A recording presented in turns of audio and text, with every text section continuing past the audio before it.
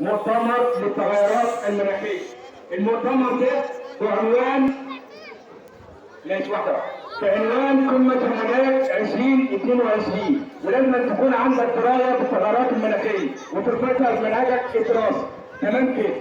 اول محور مع مجموعه فرسان التاريخ مدرسه قصر ليث الحارون، والمحور الاول وهو عوامل قيام الحضاره المصريه.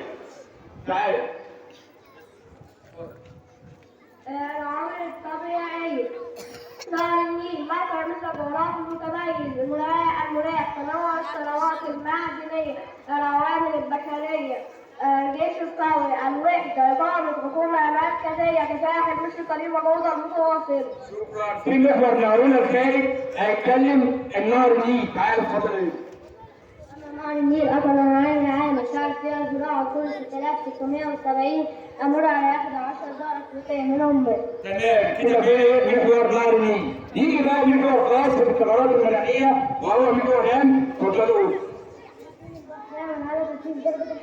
جميل جدا. لازم ايه البحر. يجي بقى على محور اخر وهو النباتات الطبيعيه في مصر. النباتات التي تنمو تلقائيا دون تدخل الانسان في زراعتها مثل الخضار والتين. شكرا. في محور هام النباتات الطبيعيه في كل شيء متعلق بالثغرات المناخيه. محور اخر وهو الانقراض. اتفضل.